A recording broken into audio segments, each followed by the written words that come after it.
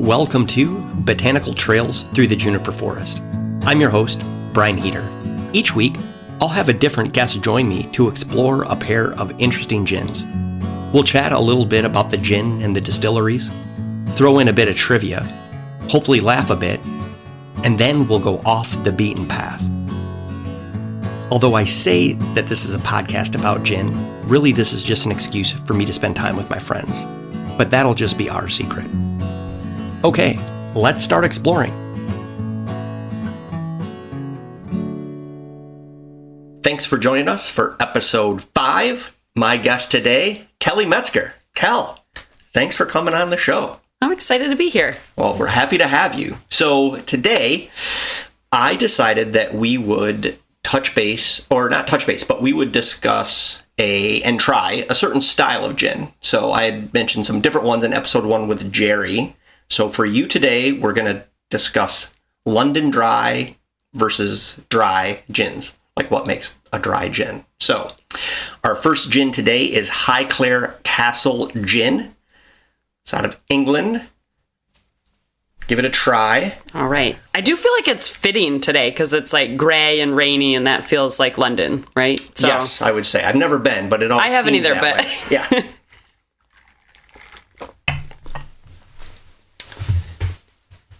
That's not a very ginny gin. So, which is kind of interesting since they say it's a London dry, because London dries are supposed to be like juniper forward. So I think what I'll do first is I'll talk about London dry versus dry gins, and then we'll talk about like that gin specifically. So, can we talk about this bottle?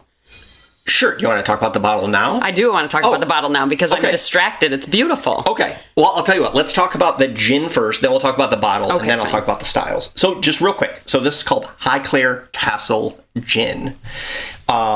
This is a very much relatively new gin. It was launched in 2019. It is from the Carnarvon family that has lived at Highclere Castle since 1679. So, and the botanicals in the gin are harvested from like the grounds of the castle. So, juniper has grown wild on that estate since Roman times.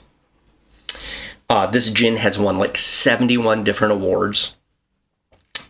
But to your point, it's sort of a citrus forward London dry gin.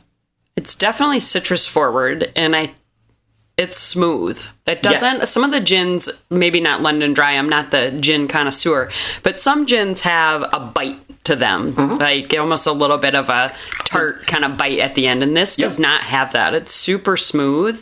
You do get a little bit of that juniper, which is classic for gin, but definitely more citrus. Yeah, it is. It's a gin I tried probably a little over a year ago. I really liked it. I knew it was London dry, so I wanted to have this one with you. It's kind of, I don't know, I think it's kind of a classy, classic gin. I find you to be a classy, classic friend of mine, so I thought it was fitting. But when doing the research, I then discovered that they were like, oh, it's a little bit citrus forward, actually. So this gin, this gin and tonic that we're having is the gin along with the Mediterranean Fever Tree Tonic. And then they suggested, I took their suggestion from the recipe that they had on their website and garnished it with an orange. In the past, I myself had always done just a lime, but it's pretty good with the orange, I think. It's delicious and with I think the orange also probably made it a little sweeter for us as well. So it's the first time I've tried it with the orange. I feel like you could throw back a few of these pretty easily on a warm day. Oh, you can. Or a cold day, or a cloudy day, or any day. Yeah.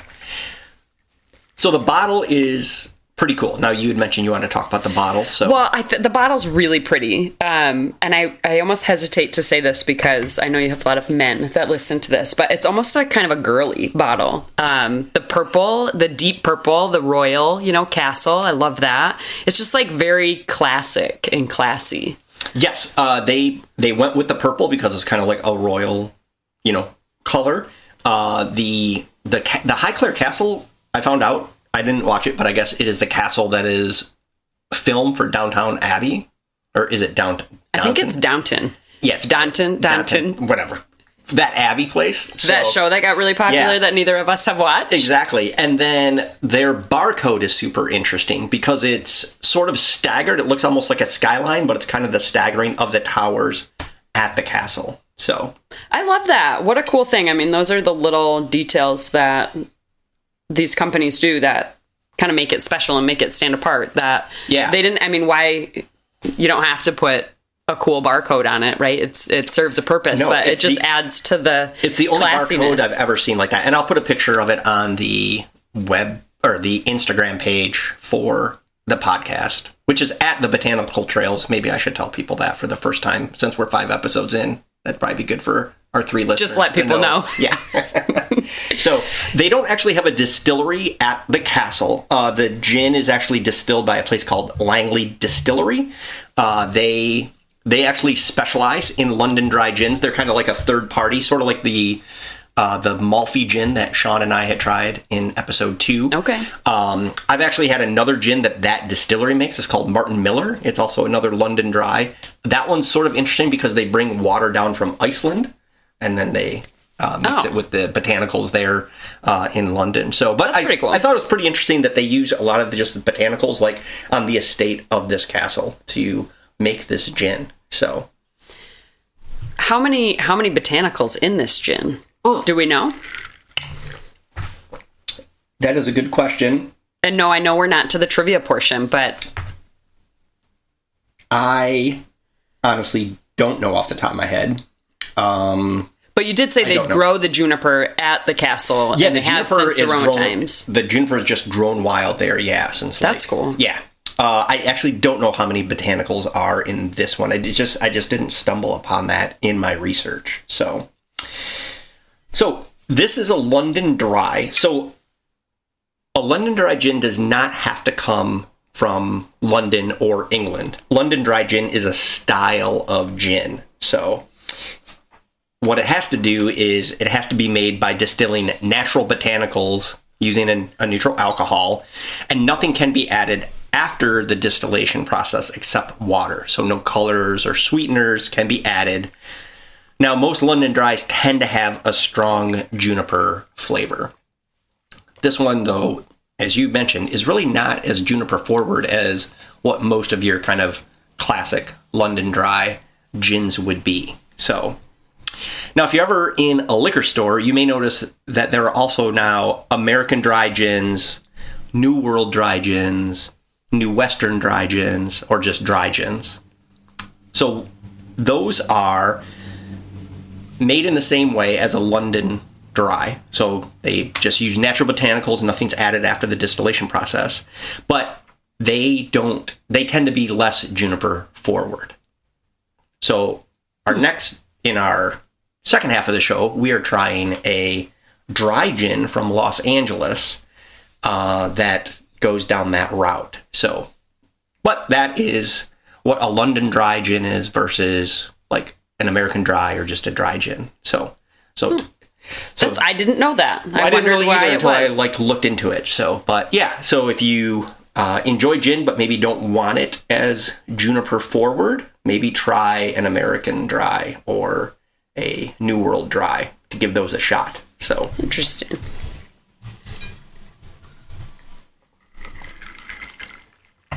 So are you I know you like gin, but are you a big gin drinker?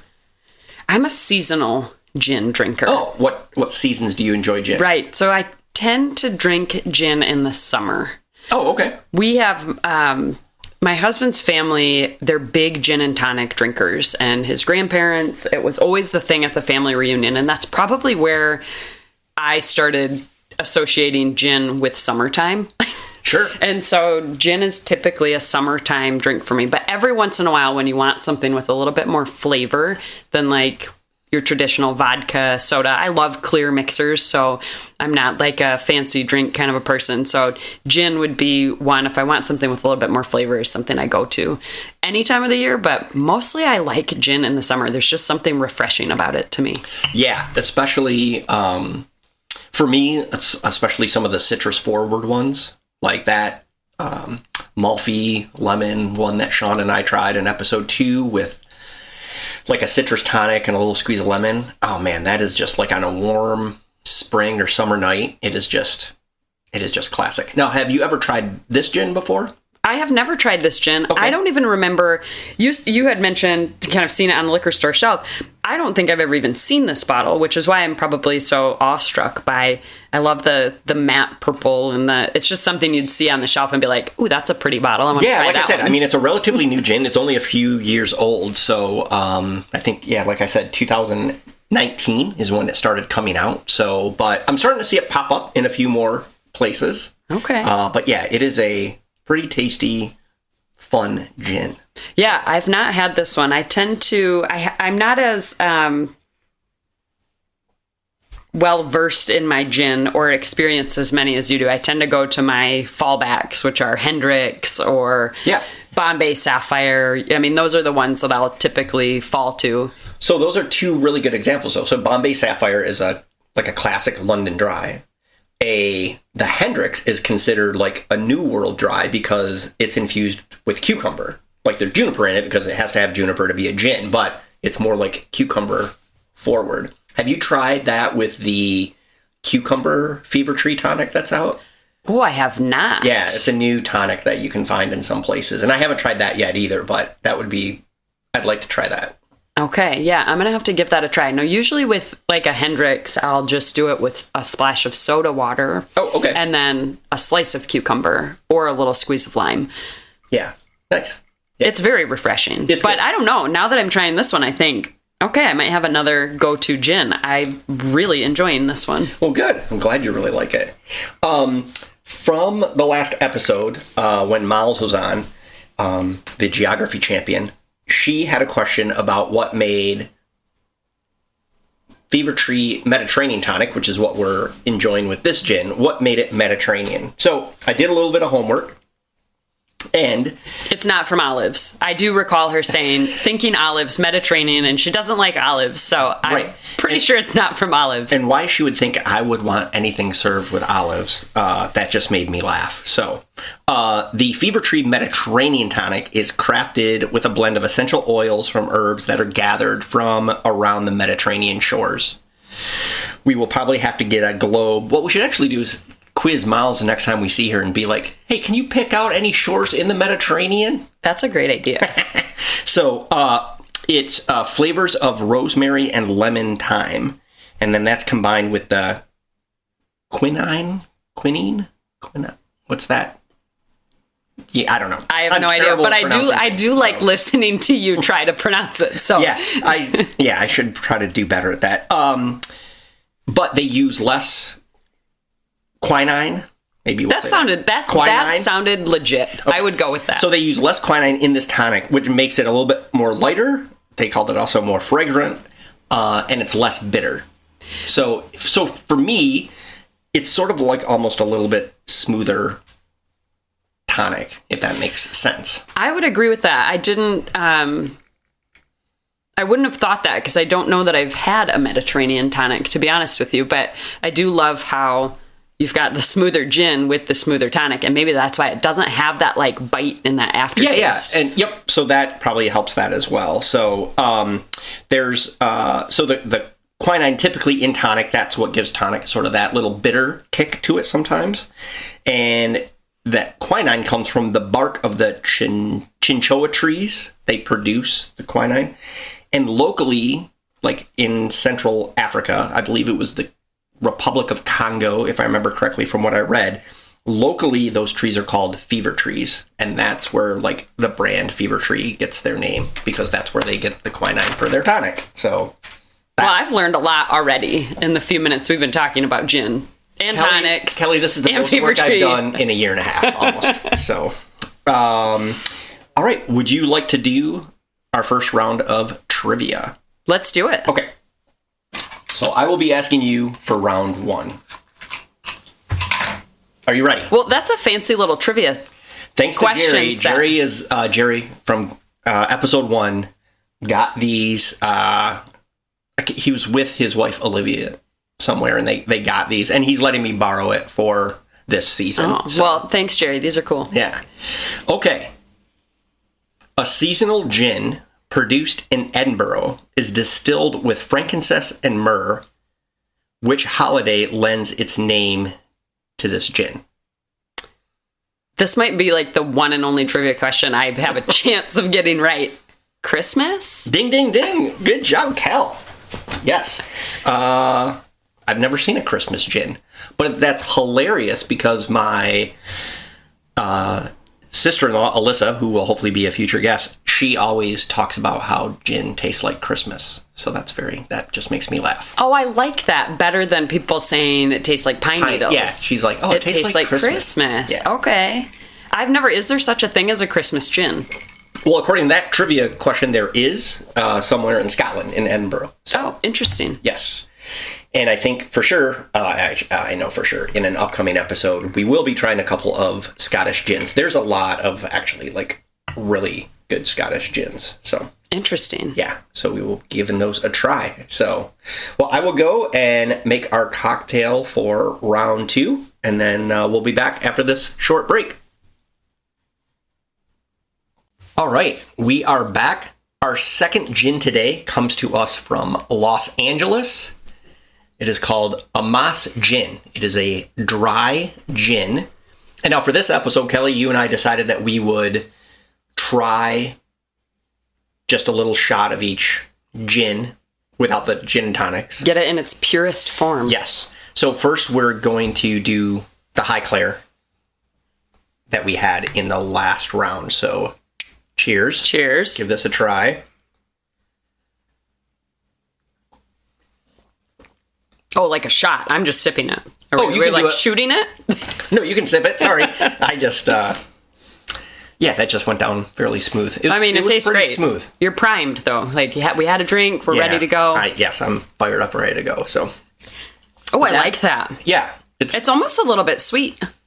Yeah, I think it is that being sort of citrus forward. Like, it's not super junipery, which is sort of funny for a London Dry, but you definitely get the orange. Like, I taste a lot of the orange when I'm drinking it. Do you? Yeah, okay. Like the orange but like orange specifically. I don't think my palate's refined enough to pick that stuff up. Okay. I'm just like, it's probably because I drink a lot of wine. Probably, or you're just a little bit more sophisticated. Maybe I have a super palate. What do they call that? Like super taste buds or super palate? I totally believe it. You're such a little foodie. Probably. I have no doubt your palate is better than mine. It's good and bad, though. I did have a hard time for many years of my life eating cilantro because I was one that felt like it tasted like soap. But somehow, as I got older, that went away. But it wasn't until probably my mid-20s, honestly. Wow. Yeah.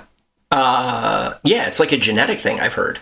Yeah, now I love cilantro. Oh, that's good. I really could not eat it for a long time because I'm like, did you have gene therapy? Maybe. I don't know. Right. I just suppressed it. Okay. So next, did you have a little peanut to? Oh, I didn't. No, try a little peanut just to cleanse your palate. Okay. So, all right. So now we will try Amas. So give that a little taste. I think I had a little peanut in my mouth still. Okay. Let me try that again. This is very different from the first one. It is. Yes. I really like this one too. Good. But it definitely has a different taste to it. So. Cedarberry. Well, so this one, I do know. This one has 29 botanicals. So this one, I would say, is probably a more complex gin than the last one we had. So I would agree with that. Yes. I don't know that I taste cedarberry. I read that on the bottle. I'm not sure I know what a cedarberry is, to be honest with you. Well, that's okay. I can barely pronounce the ingredients. So this one also. What was it? QAnon? Yes, that's that. Yes, exactly. So Amas was founded in 2018. So there's a couple of interesting things about this gin. So one, I think is sort of appropriate with it being March and Women's History Month. This is the first distillery I've come across where their head distiller is a female. Her name is Morgan McLaughlin, and she is one of the first female distillers in the world. The company, they like to they pride themselves in believing in the power of plants. So what's interesting about them is this company makes more than just like spirits. In addition to gin, vodka, a peach spirit, and a mushroom reserve that I'm not sure what that would be, and I would have to really be hammered before I would try that. But they also make body care products. So this company makes a wide range of different of different products. So this is distilled right in downtown Los Angeles. Amas, the word itself, simply means to gather. And so they made their spirits to celebrate the power drink has to bring people of all walks of life together. So I love that. Yeah. But so this is a dry gin. So it would be made with natural botanicals, but they wouldn't add anything after the distilling process. But this one is definitely like one of those new American like dry gins that they use just a lot of different botanicals to kind of go away from that juniper forward classic London dry. So I love that. And on the bottle, well, first of all, the bottle's really cool and like a countertop ready bottle because it's like super modern and very classic, and it's just really cool with the matte black. But on the front label, it lists all 29 of the botanicals, which is kind of neat because I think when you're trying it, then I'm sure you can taste more than you think in there. So if you started to read something, you say, oh yeah, okay, if you really think about it, I can taste a little bit of the cardamom. I can taste a little bit of the... Yeah, except I wouldn't know what those are. And I think there's like 2 mushrooms in this one. There are. So if this makes sense, and this might make... Lion's mane. Okay. And the reishi mushroom. Yes. Yep. And cardamom, isn't cardamom the seed of the cilantro? Now that we're going back to cilantro somehow. I would have no idea. I'm pretty sure it's similar. They're somehow connected. So would this make sense if I want to say this tastes a little more almost like earthy? Yeah, probably, because you have things that would be a little more earthy in there with the mushroom, fennel, licorice, nutmeg, clove, those kind of things. Yeah. Oh, okay. One of the things I love, and I have to read this, you kind of talked about it in your description of it, but this gin is a celebration of both the abundant natural terroir and the diverse cultural landscape that is contemporary LA. And so I love that because terroir is something that we talk a lot about with wine. And it's really about how the environment around the produce or the grape or the vine, or in this case, any of the botanicals that are grown, influence the flavor of that. Oh. So things like what's in the soil, the amount of light that they get, the amount of rain, all sorts of things that influence how those things taste. So I think that's really cool that they call that out, and it's a celebration of the diversity of that area. Yeah. So they, like I said, they make a wide range of products. It's pretty interesting. But this was a gin that I actually just tried this summer, and I thought it was pretty tasty. And then when I was trying to pick a topic for our episode today, I'm like, oh, this will be kind of a fun way to sort of compare and contrast like this style of gin. So, and I also have to say, I mean, I love that it's a woman-owned, woman-produced. Yeah. Because I love when women break into predominantly male industries. Well, yeah, and I think it makes great sense because it's in March, and this is actually so one. And I do think you know this about me. Excuse me. I've been surrounded by women like my entire life. It didn't matter if I was at home, at my aunt's on the weekends, or basically any job I've ever had. So it's always been female heavy, let's say. And then my mom and both of my sisters, they have their birthdays in March. So it's kind of appropriate that for me, like March is like Women's History Month. And then when I was just doing the research and I discovered that it was a female distiller, I was like, oh, this will be great. This will be a fun way to have this episode. We're at least recording in March. Hopefully I'll be able to get it out in March. I should be able to do that before the end of the month. So either way, and we're drinking it in March. So exactly. Cheers to that. Yes, cheers to that. I love that.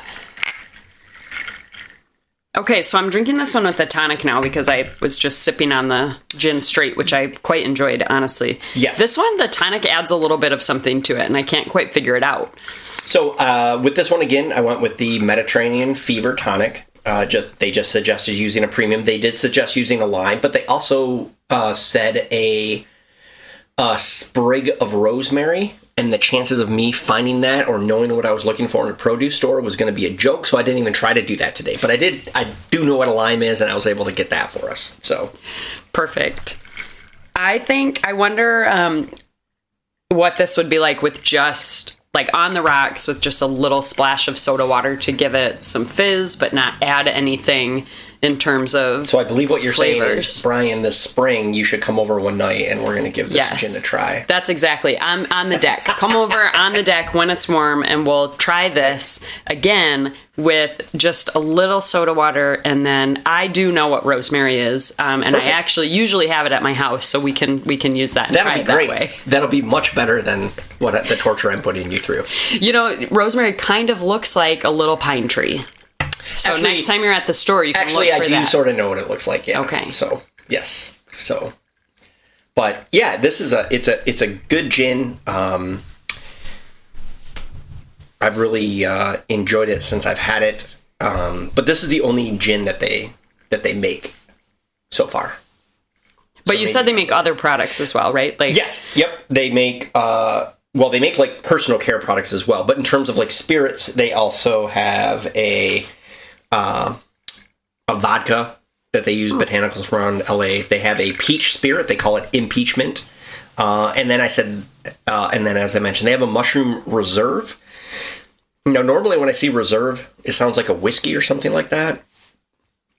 I couldn't really tell exactly from their website like what this was. If it was more of like a spirit, sort of like a flavored vodka, so to speak, or if it was more of a whiskey. But I was leaning more towards a spirit from what I had read, but I could be completely wrong because I wasn't completely paying attention when I was doing this. Yeah, so.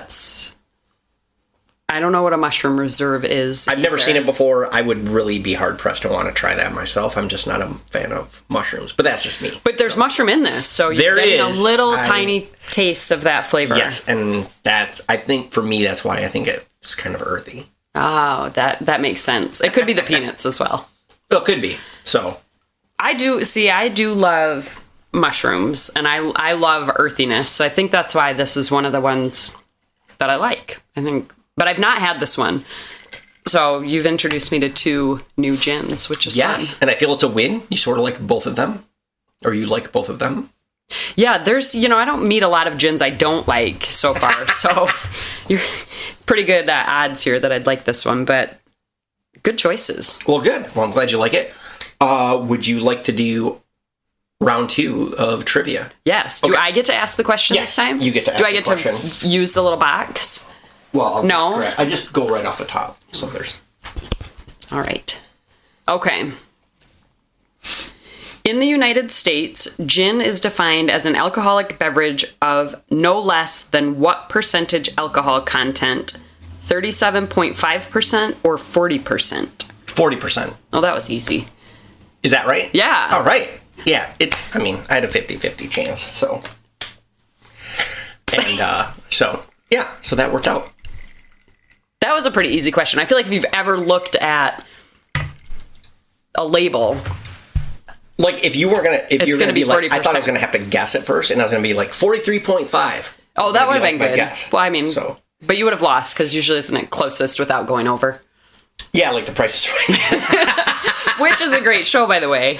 It is. I always enjoyed the my favorite like game on there when they would do it would be the Alpine. Remember the Alpine like climber? Oh, he yeah. would go up they had like 6 products they had to guess, and you didn't want him to fall off the edge. So like when I was a kid, like that was the one that was good to watch. So yeah, the little guy, and without going over, and if you fell over the edge, then you lost all the products. And then people would win like Senecot, whatever that was. Like I just always remember these random like dietary supplements for older people. Usually were the things that they were giving away on that show. But that was always the best because, like, you wanted, if you were ever home from school sick, you got to watch The Price is Right, and it was, like, the greatest thing ever. Oh, it was, yes, that was awesome. And then, like, for a while, now we're a couple of years apart, approximately 14. So not that anyone's counting.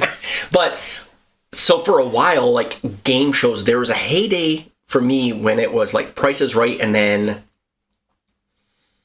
Oh man, I don't remember what. I think it was called Press Your Luck, but it had the whammies. Yes, the whammies and the doors that would open. Yeah, well, the thing went around, and you were like, no whammies, no whammies. And you were like trying to hit the thing, you didn't want the thing to pop up. And then when I was a kid, this guy somehow went on a tear on that show. Like he was probably like some type of savant or something, and he like figured out the pattern for that thing popping around, and he could avoid the whammies somehow. It was crazy.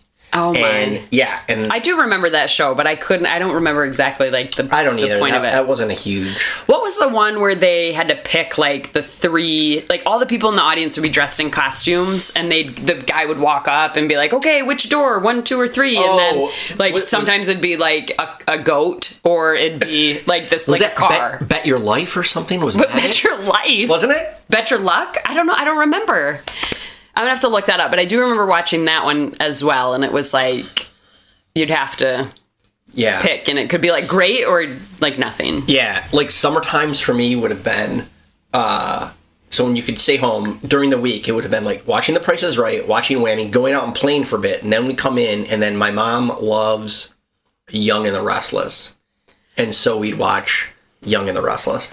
And then I go play more hoop and stuff like that. Yeah. My babysitter, we would go to this babysitter. She was so amazing. And it would be quiet time. And she was a big Days of Our Lives fan. Oh. And so, like, once you got a little bit older, you were able to rest in the room where she was watching Days of Our Lives, because she did, like, an in-home daycare. And so I remember that. And she was amazing, but I'm not sure that, you know, a 6 or 7-year-old should be watching Days of Our Lives. We did it. But it's, I mean, we're all fine. So we builds character. Totally. Yeah, we ended up, so let me think. I think I was 12 when my mom went back to college. Then shortly after that, she started like working full time. So she wasn't then home during the day, but by then they had invented through technology VCRs. So we could record Young and the Restless. And then I don't think we'd eat. We'd sit around the dinner table for dinner, but then we would like watch Young and the Restless on the VHS. On VHS, yeah, with Mom to like keep up with the Abbotts and everything going on in Genoa City. Yeah, so. You can't miss. I mean, you couldn't miss an episode. There's a lot that happened. I never got into those daytime. I mean, do those even exist? I think they're still around. I think. Oh yeah, like there's. Yeah, my wife still likes. She'll watch General Hospital every day, or if she doesn't watch it, it's on our DVR. Yeah, you got to keep up. I don't know. There's a lot going on. Terrible. So. Okay. Are you ready to move on to the favorite part for our 3 listeners, off the beaten path? Yeah, let's do it. Okay. Do you want to go first? Yeah, this was the thing I was like the most concerned about, because I know for sure the only thing you actually had to prepare for. It was, but I also I know that I can have a drink. Like, I'm good there.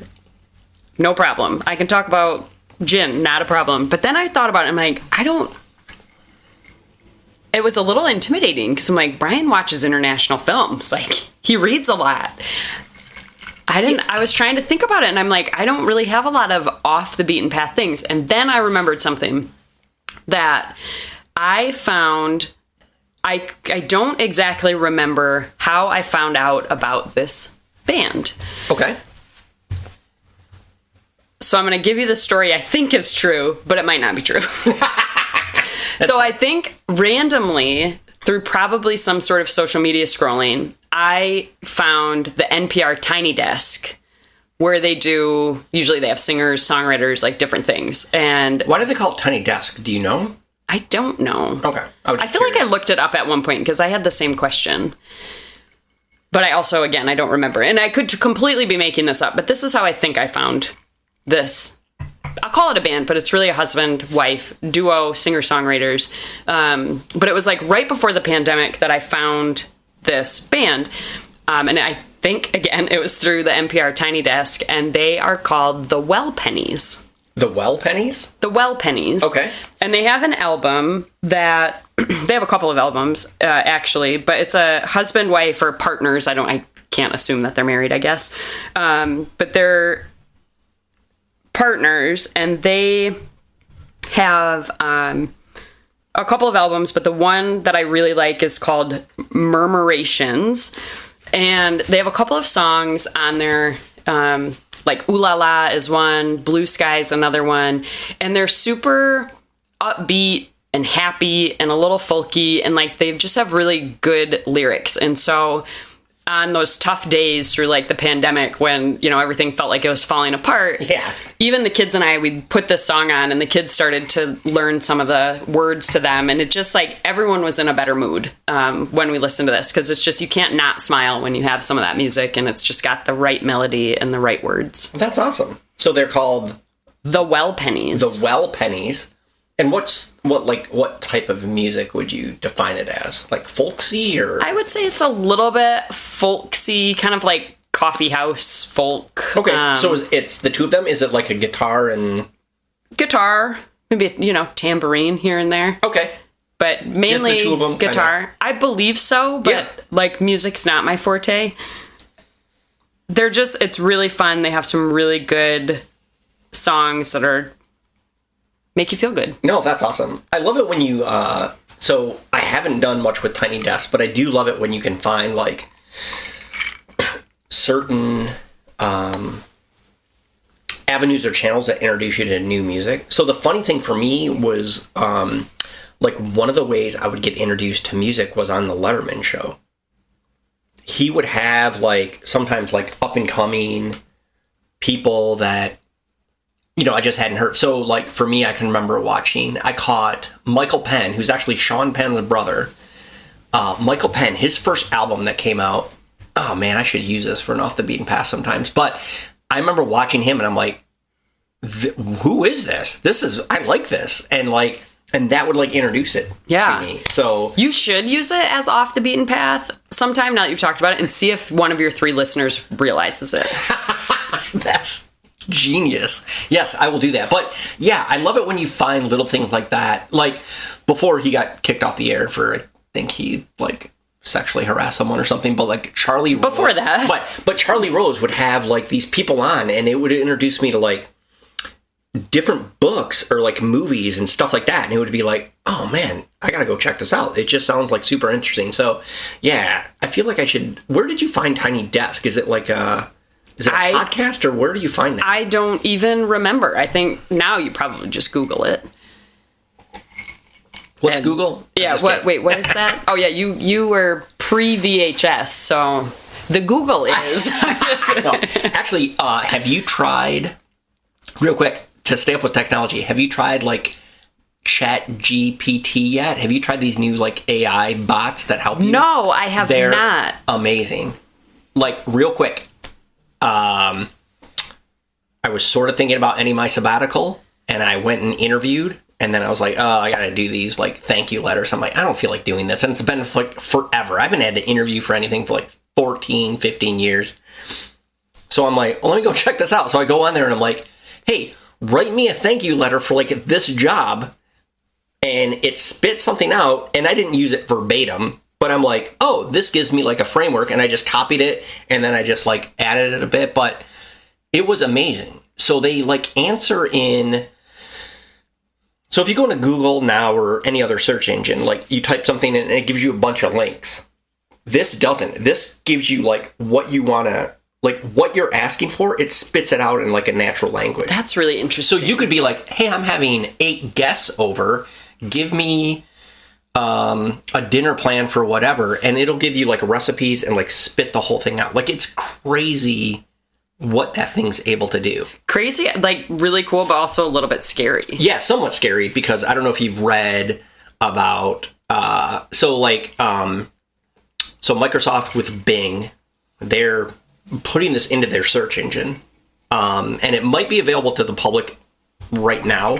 At first it wasn't, but they were letting like tech writers and stuff try it out. And so their idea, my understanding is, you would go into Bing, you would type a search thing, and on one half of the screen, it would give you like a normal search engine, like links to stuff. But the other half would be like, oh, this AI bot, and it would give you like the natural language stuff. So then they let a couple of like reporters though go try this out.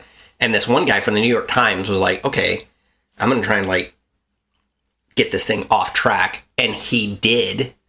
And the thing ended up being like, I love you. And was trying to tell him he wasn't in a happy marriage and he should get out of his marriage. Oh, and, my. It was kind of crazy. So, but I think like in terms of like customer service and things like that, like these things are going to be like amazing. Or I was like, that was the first thing that came to mind is like all of the use cases for something like that. I don't know. It's a scary future, though. Like, you got to think about, there's so many implications of something like that. Oh, yeah. That. I mean, I think it's with most things. Like, there's a bunch of good things that could happen, but you could definitely use it for some bad things. But, like, I remember there's this teacher, and I can't remember what they were, but they were like, hey, I tried out, so I think it's Chat GPT, you can go and try.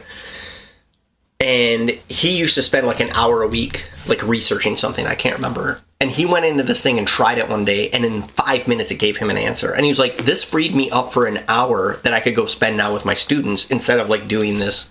And so I think it's really interesting how that stuff can like allow us to have more time to go and do stuff like Fascinating. That. So, yeah, it was. How really did we get talking about AI when we're off the beaten path and I gave like a singer-songwriter folk music recommendation?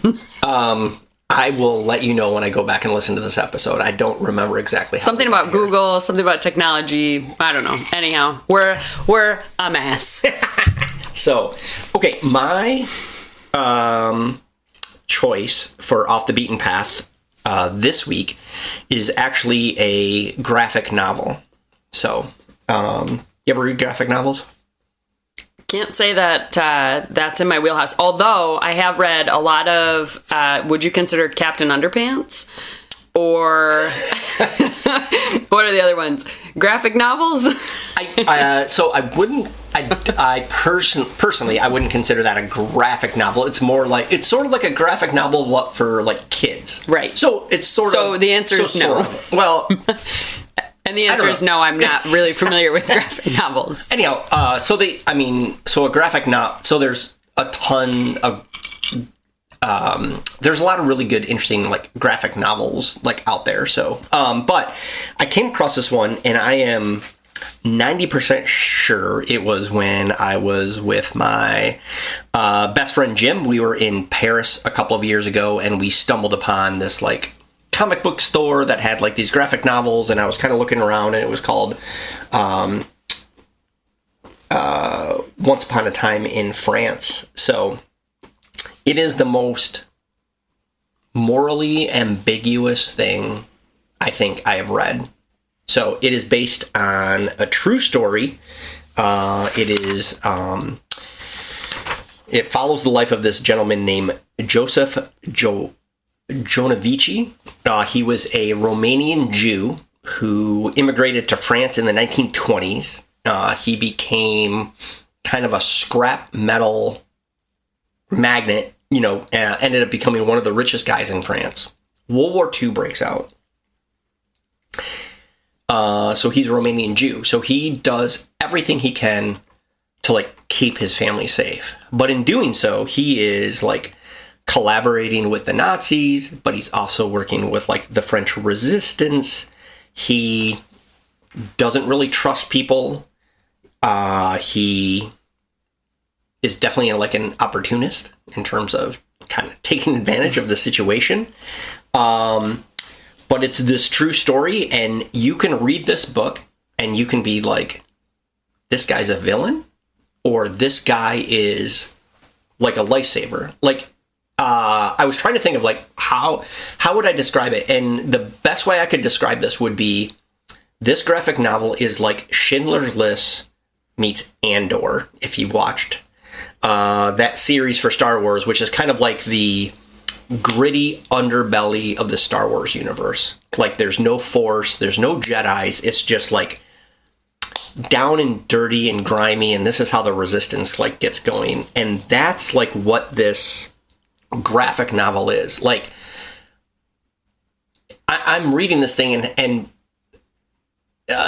you're reading this and you're like, this guy is awful. Like, he's terrible. I can't believe what he's doing. And then a couple pages later, you're like, oh my God, look what he's a saint. Oh, yeah. I love character development like that. Although you said it's based on a true story, so he's not really, I mean, it's a person, but. No, he's a person. But it is just like, if you like stories that are not black and white, that are sort of gray.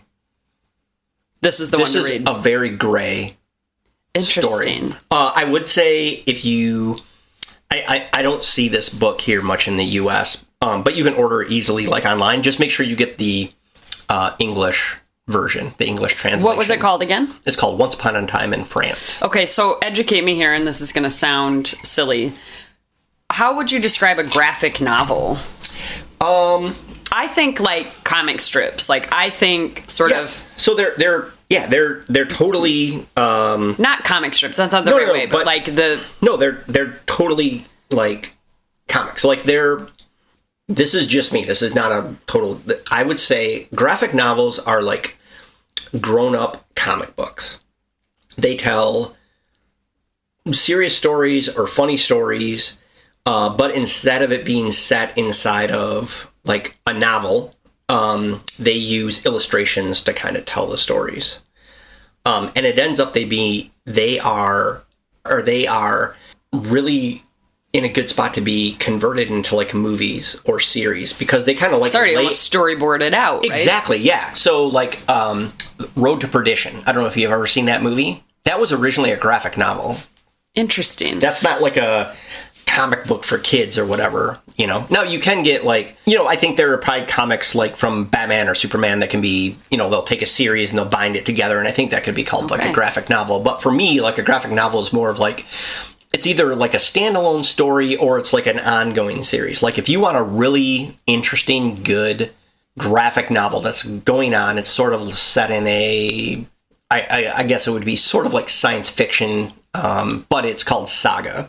I feel like I've heard of this. Yeah, but it's a very adult story. Like, don't let your kids read this until maybe they're 18 or older. But the story is like really well done.